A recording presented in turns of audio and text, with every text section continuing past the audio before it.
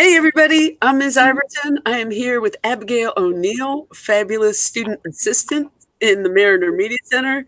Hi guys, how are you?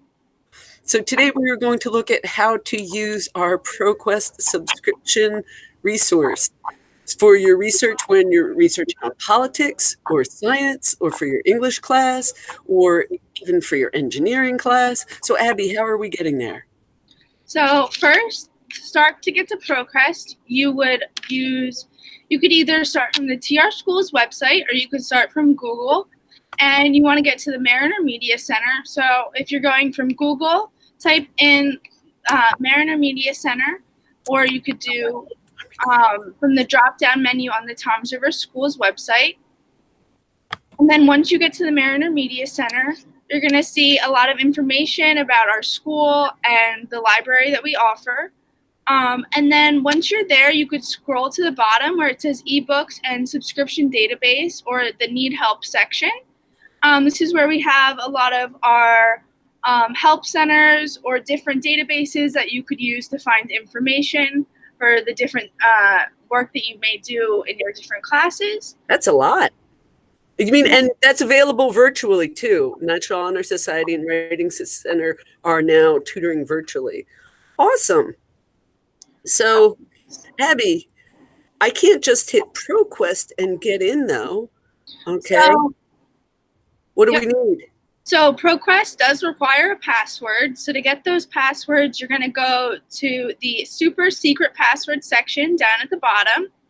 And then it's going to bring you to a Google Doc where if you select the super secret password in blue, it'll bring you to the Google Doc where it has all of the different passwords for our different subscription databases.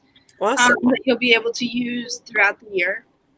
So let's get into the ProQuest, and hopefully it's remembering my password. It is. And kids, I'm going to say this is the trickiest part. It says find your library. We're not in this top bar. You have to use the sign in with the username and password down here. Sorry about that confusion. But here we are. So Abby, what are we looking for today?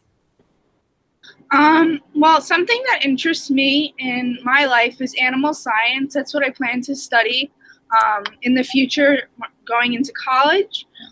So I kind of wanted to get a little more insight on that. So why don't we find... Oh, Abby, there are over 2 million results on animal science here. Wow, that's a lot. We've got to find a way to narrow the search down. And the good news is most of our subscription resources limit on the left. So number one, let's limit to full text. So ProQuest isn't just telling us about a resource that we can't get to through it. And then I want to take a look. You want to look at what kinds of things you want to be reading. So I clicked on source type and more. So scholarly journals, if you were doing an academic paper, a research paper, you would include that. So for you, Abby, this is your interest for college. I'm going to say yes. Trade journals, that's one level down from an academic journal. That's for people who are working in the field already. So the articles aren't vetted by a team of scholars, but they're helpful. It's more how-to articles. This is the kind of thing I read for the library, more so than scholarly journals. And then if you couldn't find anything, you would add dissertation and theses. But for you, Abby, I think these are going to be good. If you were searching politics, then I would say newspapers and magazines you would add, maybe blogs and podcasts. All right, and let's see how that limits us. We cut it in half. We're still at 1 million. Oh my goodness. Abby, does anything look good to you? I think that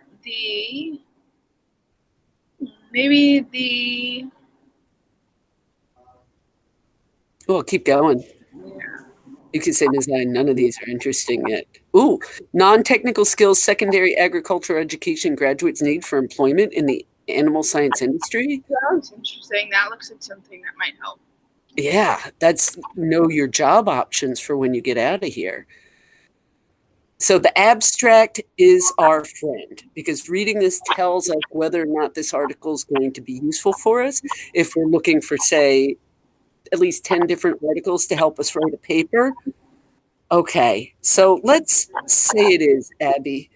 How am I going to cite this article in my paper?